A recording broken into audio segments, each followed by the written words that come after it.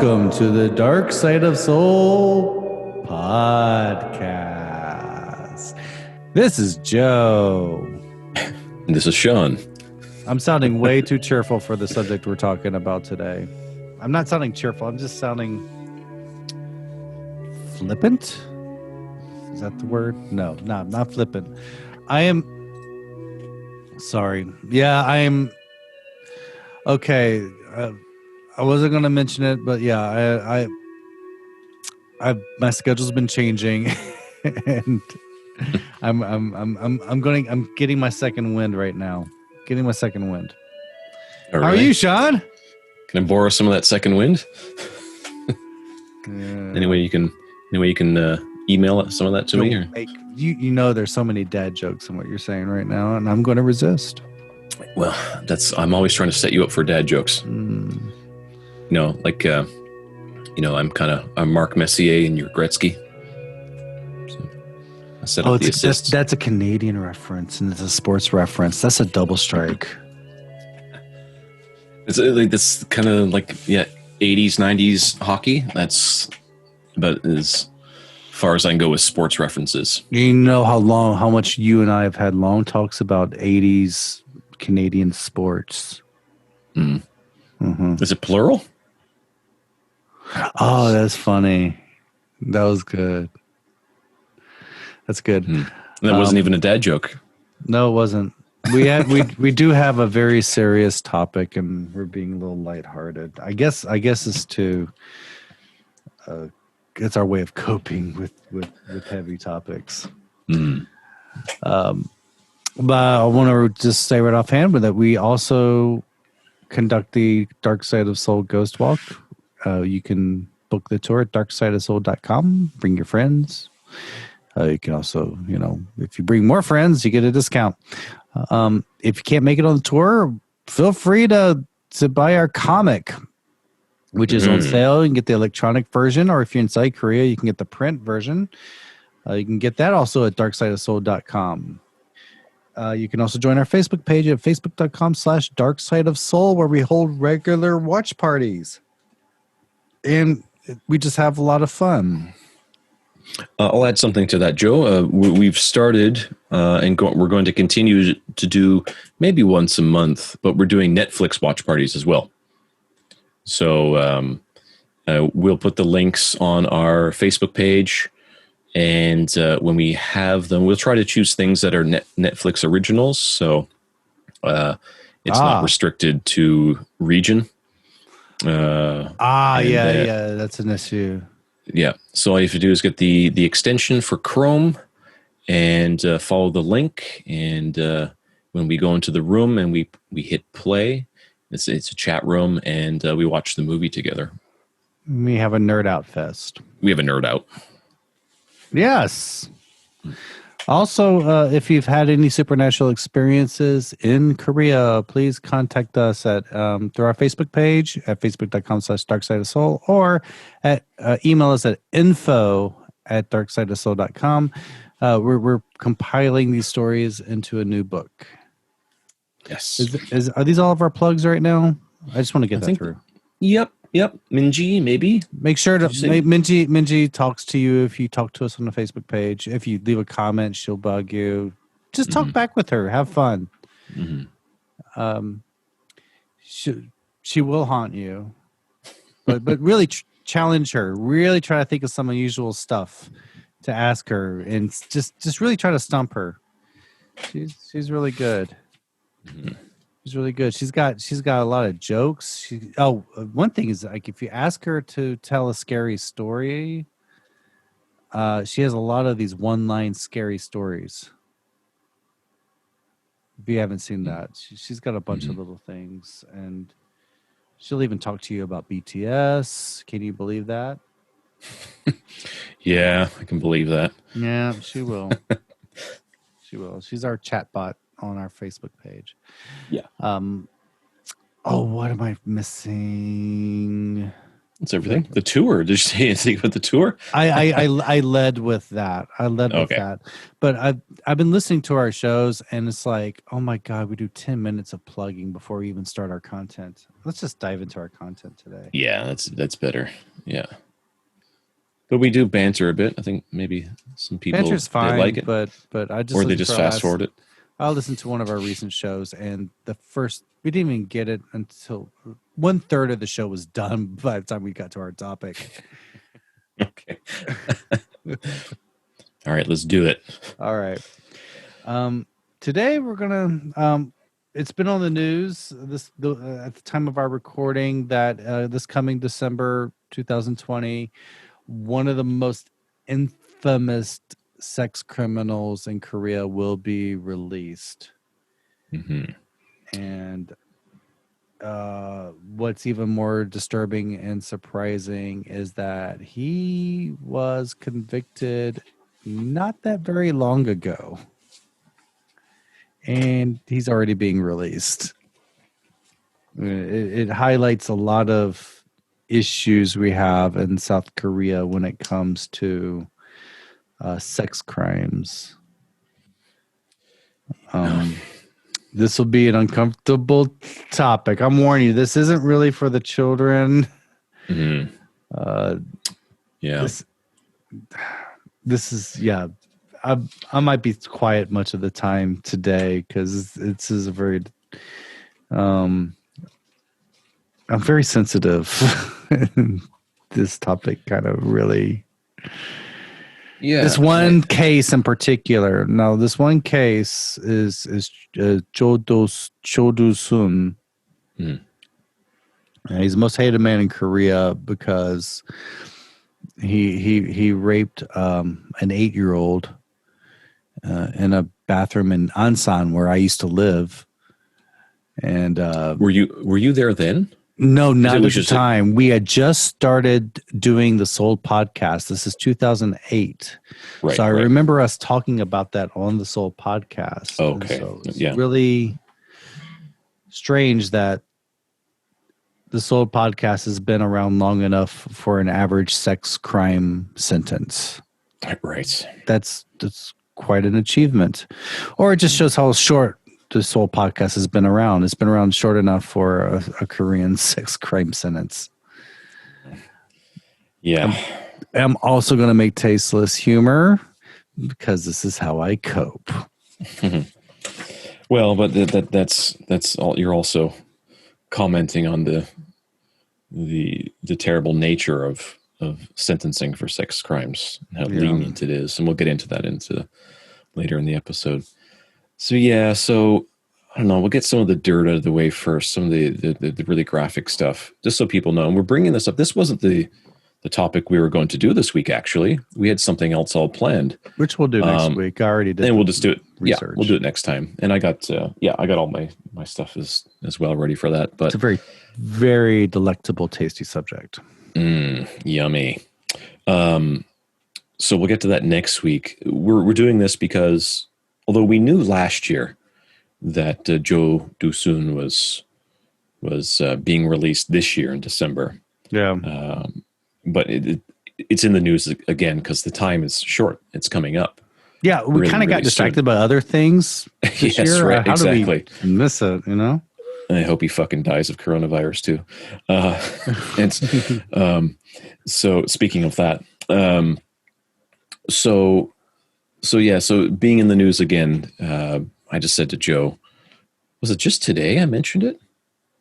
I think it was, wasn't it? Yeah, it was just earlier this morning. Changed the topic this afternoon. Or this afternoon, yeah. We confirmed this afternoon we're going to change it. So, some of the details. His victim was an 8-year-old girl, and she's known as Na Young. Now, I doubt that's her real name. There was no mention of her family name. No, that is she's very protected. She's very well I'm surprised we even had the first name, but I do remember the first name. Yeah. And, like I said, though, I don't think that's her real name. I think that was just no. It wasn't. I remember they did make that one up. it's a fake name. Yes, it is a fake name. That's what I mean. Yeah. So, so just to give her an identity of some sort, which I like that. I agree with not releasing the names of victims, especially children, Yeah. so they have no control over that. So don't release the names of children, but we have to give them some sort of identity. It's not fair that the criminals get identities and they get documentaries made about them and books written about them and podcasts where we talk about them. Yeah. But then the victims often don't get much of an identity at all. So, like, people know Ted Bundy, but can we name all of his victims? True. All the known victims? Probably not. People who are really into it probably could riddle them off, but I can't. And I've looked into Ted Bundy a lot. Ted Bundy, John Wayne Gacy, and yeah. So, and so it's good that this girl, who was only 8 years old, again 8 years old when she experienced this, she was given a name, even though it was a fake name. It's a name that we can call her by. She has an identity, and it's Na Young. And there were even songs written about her. I can't remember who the artist was, but someone released a song about her. And I don't remember the year, but the singer also was a rape survivor. And so she wrote the song as kind of telling the story of Na Young, but also as a way to tell her story as well, the singer's story. So, so in December 2008, Na Young was kidnapped by Joe.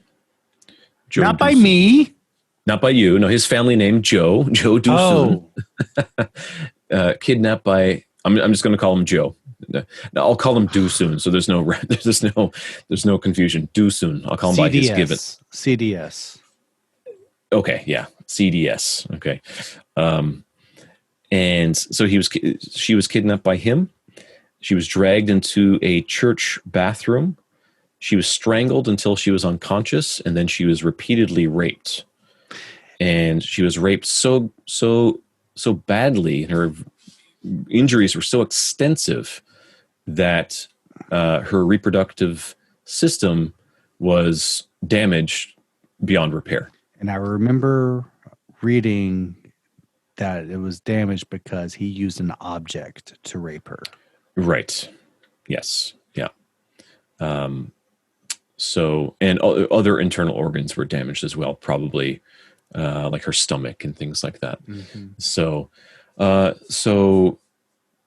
she survived, and she was brought to the hospital. And now I remember at that time when different reports were coming out and different things were coming out about her and about Na Young. And I'm just taking this from memory. I remember saying that she wouldn't speak. She was unable to speak for a very, very, very long time. Yeah, I remember that. Yeah, and I remember maybe it was long. It was like a couple of years, and she had to go through psychiatric treatment. And she basically had to start her life over. Just 8 years old. Her life hadn't even started. She had to start over. So, and that was what she experienced in a church bathroom. And Doosun was caught, and he was arrested, tried, and convicted of kidnapping and rape of a child. And he was given just 15 years. Now that was the initial. Yeah, that was the initial. There's less. More. Yeah, that's right. Yeah, that was the initial sentencing, which in itself wasn't long enough. He appealed the decision, and the appeals court decided to take 3 years off of his sentencing and gave him 12 years because he argued, or his lawyers argued successfully, that Doosun was drunk at the time. And so the judge took that into account and reduced his sentence in the appeals court. Now we'll get into that a little bit more. That's pretty disgusting. But we'll get into it a little bit more, why that kind of thing happens in Korea. There is a precedent for it in law that allows it to happen. So, but Joe, what do you remember about the public outrage? I mean, everyone was just so sad about what had happened. Sadness. It was really sadness. Yeah. It was, people were fed up. They'd had enough of this drunk defense because it was on a string of cases that were made public. That's right. This one just really took everyone over the edge, and a string of people using the drunk defense successfully. Yeah. The outrage was palpable. There was so much anger. My wife at the time was so angry, and she was like a time where she couldn't sleep, and when all that was happening, it was just awful. But some of the things surrounding Joe, not Joe, but Doo-soon at the time, the criminal, he was married. He had a wife, no children, but he was married. And in 2008, right around the time when the trial was before it went into 2009, his wife created a petition of sorts to defend him. And in the petition, she called him a very polite man. He was very sweet and polite. And that's what his wife called him. Oh, my. So what I make of that is he was very good at hiding what he actually was. He had a very convincing mask. And that's even more frightening, I think. And his wife continued to visit him in jail. For the last 12 years, she would go and visit him in prison. And then when it was released, we knew that he was going to be released this year. And soon he will be released on December 13th. So it's right around the time that will be the 12th anniversary of the crime. So he will be released around the time where Na Young, who's now a young woman, I don't know how she's dealing with these things today, of course, although her father is still vocal. Yeah. But she and her family have to maybe, at the time he's being released, they know he's being released, and they have to think about he's being released around the same time where she experienced the anniversary of her experiencing this. Yeah. And his face is already on the newspapers. Right. That's right. Right. Yeah. So now, and we'll talk a little bit more about that, like the releasing of paper, of the photos and things like that for sex criminals in Korea as part of the law when they finish their sentencing, their sentences. But his wife, like I said, she continued to visit him for 12 years.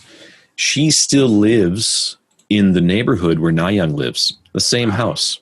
My God. She lives just a few minutes away. So considering that Doo-soon is now in his late 60s, he's almost 70 years old. Considering that he would have nowhere to go, and he's still married, he will be allowed to return to her home. So he will be living moments away from his victim. God, that's awful. Yeah.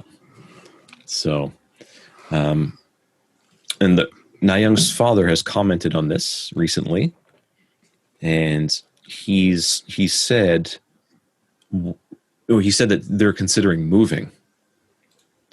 So, but he's also saying, why is it that we have to move? Why does the victim have to move? Yeah.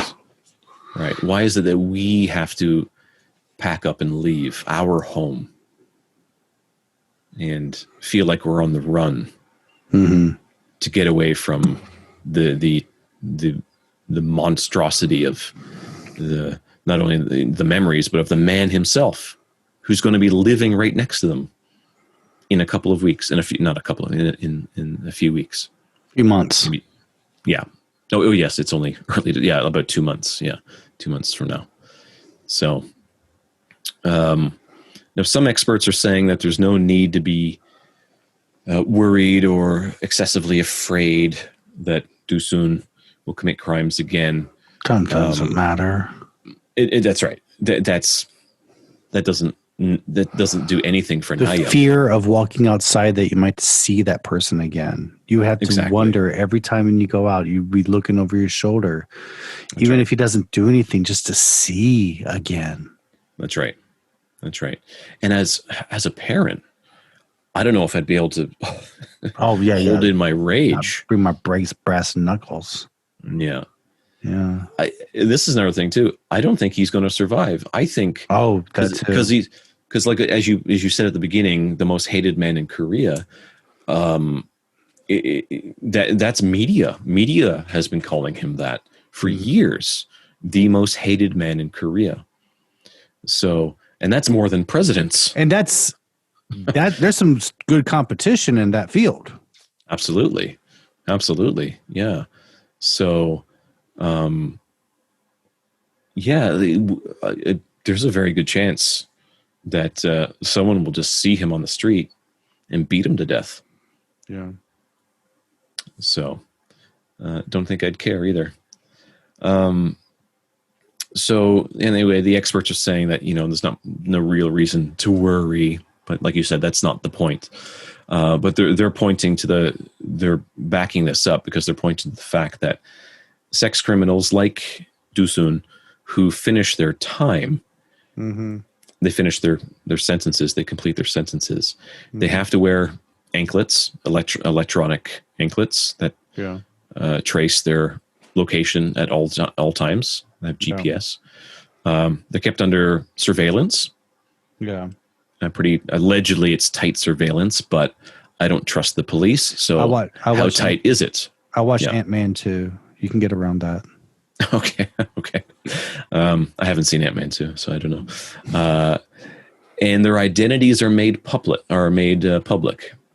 So nationally, his ID has been released nationally, so everyone now knows what he looks like under the law. But whatever neighborhood he ends up moving into, and chances are he will move in with his wife, whether they end up staying in that neighborhood, of course, time will tell. They will have to register where he moves, because the government sends out to every home in the neighborhood warnings, notices that a sex offender is currently living in their neighborhood. And I have at least 3 living in my vicinity. There are at least 3 of them. We have 1. You have 1.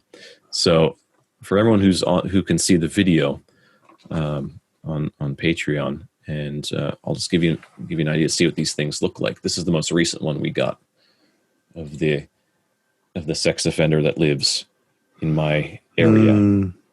So this piece of garbage, 45. His name is Jung Do Hwa, 45 years old. He's 175 centimeters tall, 88 kilograms. And he, in 2012, same year, in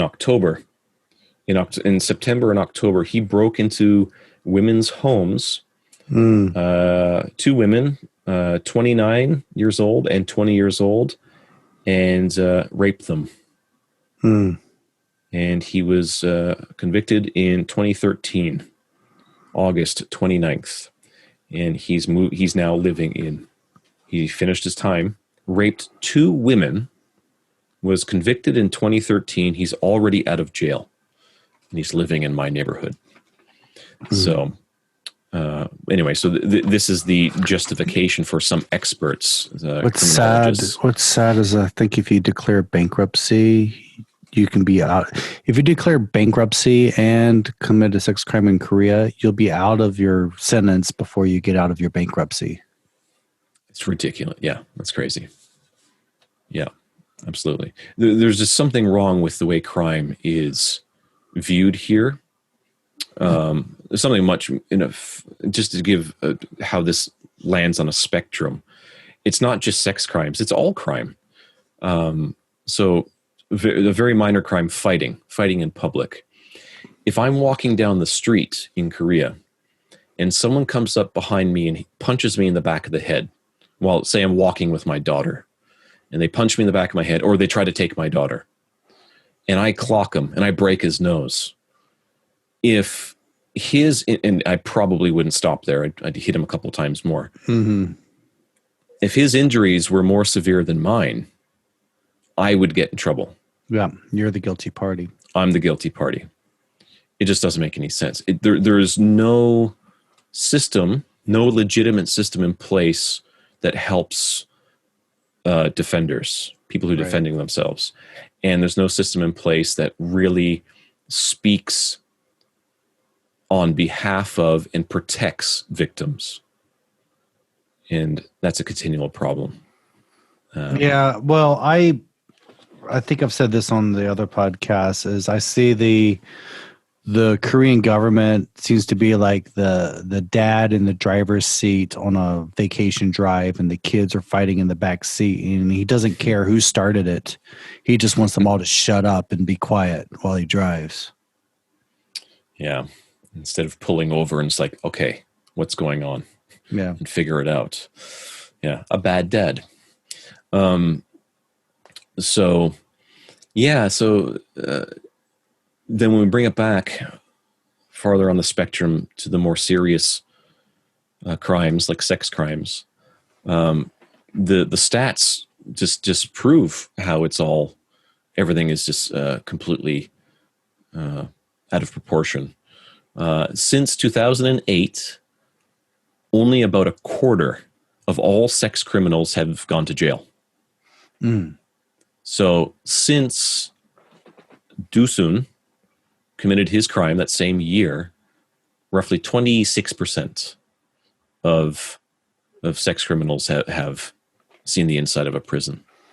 Most only pay fines. They pay a small fine. Oh, there's even a more disgusting practice where they try to get this blood money. Oh. I know of cases of, it was during that string of foreign sexual assaults. And was it a friend of this whole podcast, or was it anyway, when she was in the hospital? I'm confusing some. No.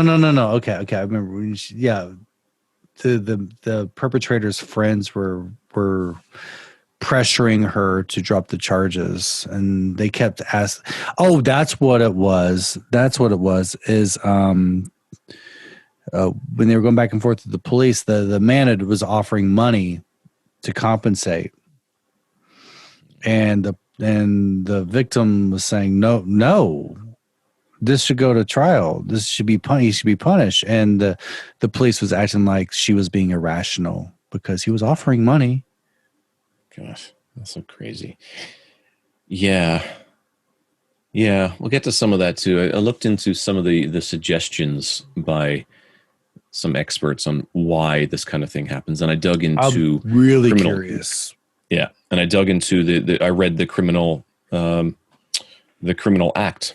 The articles of the criminal code. Other than Korea.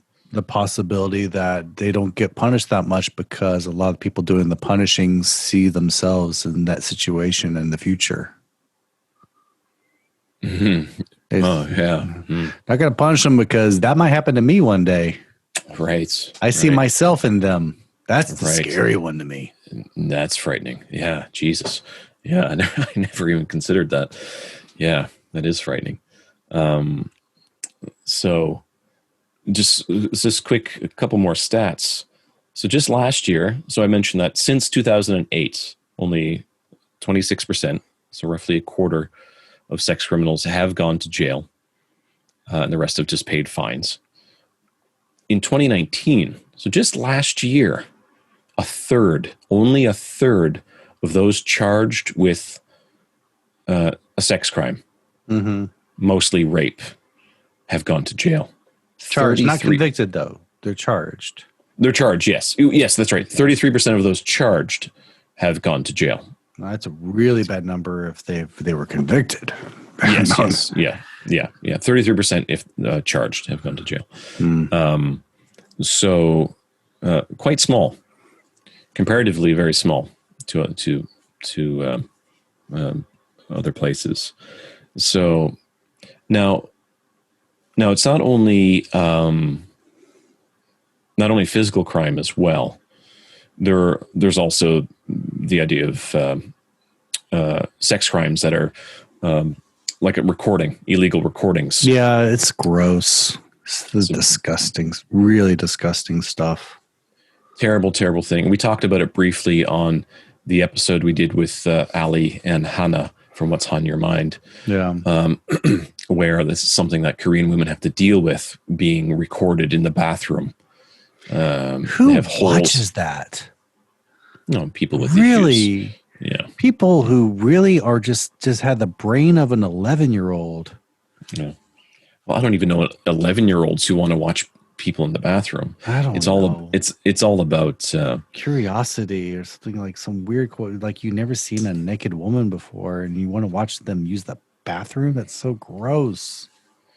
Well, yeah, I don't know how criminologists and psychologists break it down or how they figure out why people like that do it. I see it as an I think there's mind. Yeah, I think there's something a little bit more than that. There's a sickness involved there, I think, and I think there's an excitement from power, that power of I'm spying on you and you don't know. Oh, I think that excites people who have something wrong with them. Well, that's a plot point of Porky's and Revenge of the Nerds. There you go. Yeah, bad comedy movies from the 80s, the bad sex comedies from the 80s. And all that stuff is it's reality. So yes, so criminals who record and distribute digital content without consent, and so this would be things like upskirt photography, non-consensual recordings. I remember that. Every one of these. I remember cases. Sex. Yep. Yeah, and revenge porn. Mm-hmm. A lot of these are several of these are high profile in the last. Yeah, some of the revenge porn has led to suicides. That's right. And non-consensual recordings. God, remember there was that one foreigner who was doing that, got in big trouble. Right. Yeah. So in sex crimes like that, those who have been confirmed to be recording, only 9% have gone to jail. And for those who distribute these videos, less than 2%. They're starting to crack down on that now. We've seen that a lot of the perpetrators are under 20 years old. That's right. They're young or in their early 20s. Yeah. Some of them are teenagers. Yes. Again, supporting my hypothesis that it's an immature mind, a juvenile. Right. Yeah. So, but it's a crime. So the fact that only 9% of them are going to jail, that's the issue. Right. That's a huge part of the problem. So now a couple of the things when I was looking into this, some of this is from research I've done before, and then a couple other things that I was looking into today. But several people have suggested and made suggestions why sentencing for sex crimes is so light in Korea. Mm-hmm. And the one I think is the most prominent, the one that we can see in society, is the doubting of victims. Yeah, which is not believe, right, victim shaming, not believing. iPods, they're saying like, "Oh, this happens everywhere." Yeah, you're right, and that means a lot in Korea. Right, and it doesn't matter that it happens. Oh, it happens everywhere. Sorry, I didn't realize that. It's okay then. That's so ridiculous. Yeah. Sorry. Geez, I didn't know this was the status quo. Well, let's maintain the status quo. Yeah, the last thing we need is more status quo warriors. Yeah. So status quo warriors. I never heard that one. Yeah. So that's a good one. Yeah. So we had SQW. right. Yeah. So that's a big problem. The doubting of victims. Now, there's also the idea of Korea coming off of now well over 100 years coming off of the Chosun dynasty, and in the Chosun dynasty where women were treated much lower than men were, and there were women in the Chosun dynasty who would carry knives with them, and they would this would be for self-defense. These are traditional knives, and they carry them right around their chest area. So that mentality of where women get treated like that, as beneath men, still persists in Korea, according to a lot of people who try to figure out why the laws are so light. Now, regarding the law itself and the laws themselves, one problem in Korea with sex crimes, the laws again that are supposed to prevent sex crimes and send sex criminals to jail, is in a situation where a woman says, or a man, anyone, if anyone says, or a child, but of course it happens most often to women, far more often to women.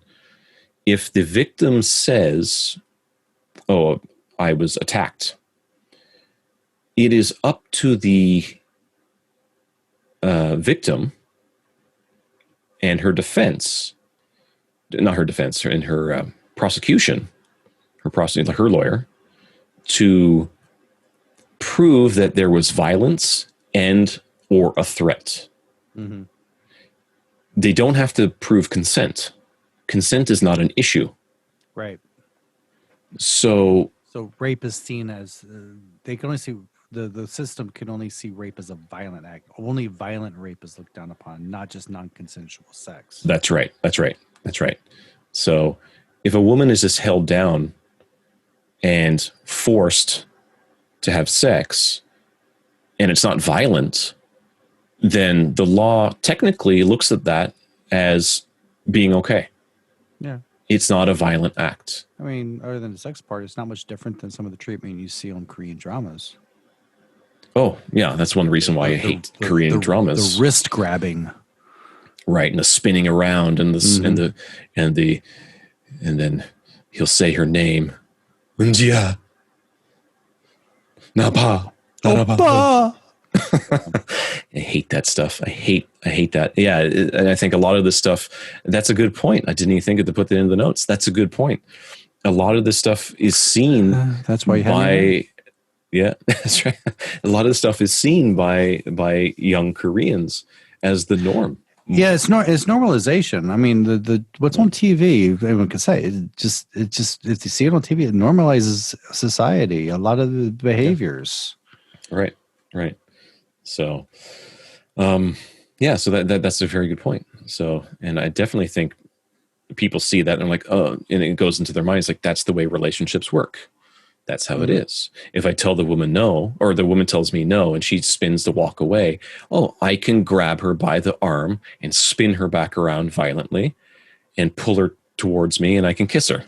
Because that's what the very handsome young Korean guy did in whatever flavor of the week shows on TV. Right.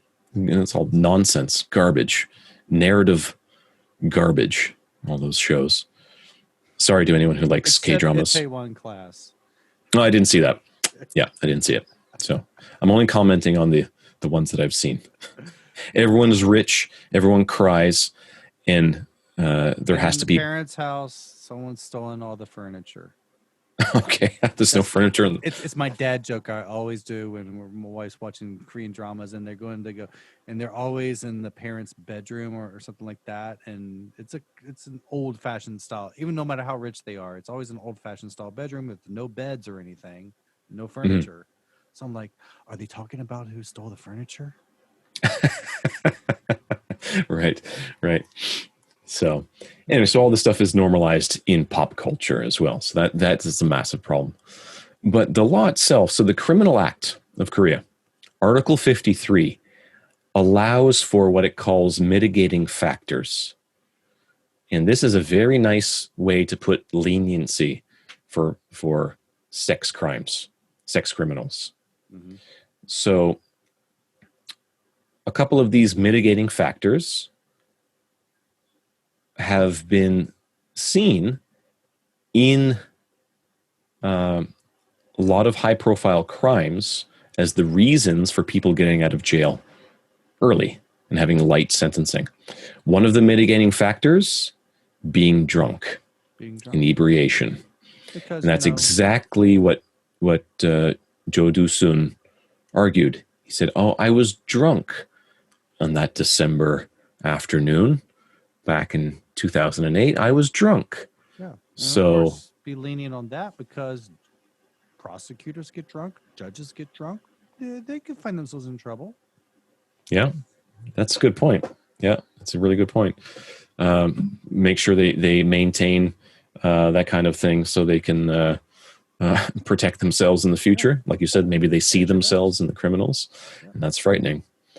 So being drunk is in the Criminal Act, the Criminal Code of Korea, Article 53. You can find it online.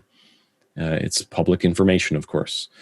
You could probably find it in English if anyone's really curious. I'm pretty sure you could. So those are one of the mitigating factors.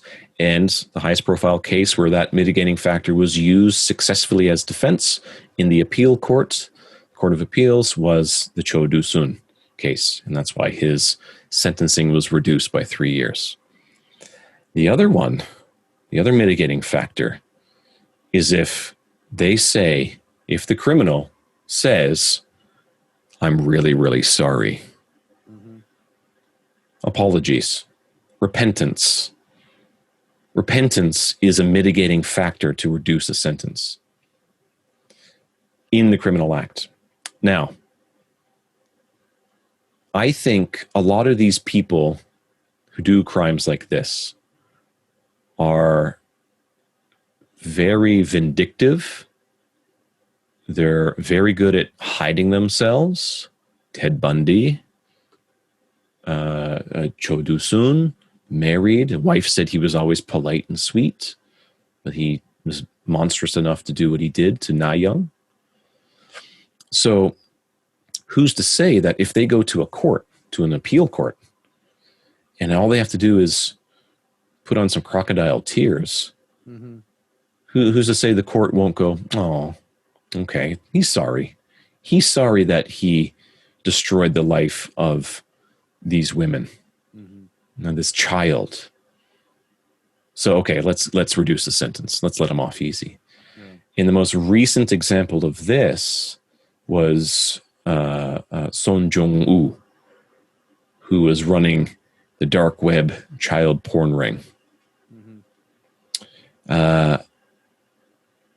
He was given 18 months in jail, convicted, and given 18 months in jail for running a child porn ring on the dark web. The United States wanted him sent there. Was it extradited? Extradited, yeah. They wanted him extradited. South Korea refused. They had him tried here, and he was given 18 months. Not long after that, or right around the same time, there was a man who hadn't eaten for 10 days, and he stole 18 eggs. He was given 18 months, 1 month per egg stolen. So a man who was starving, who stole 18 eggs so he could eat, was given the same jail time as a 24-year-old man who was operating a child porn ring on the dark web. And the reason Son Jong-woo was given such a light sentence, or his sentence was reduced, is because he apologized. Yeah. And there's precedence for that in the Criminal Act, Article 53. I also think it's interesting that if you hurt someone while driving or you hurt someone while with a sex crime, being drunk will increase your sentence for one of them, but being drunk will decrease your sentence for another one. Wait, sorry.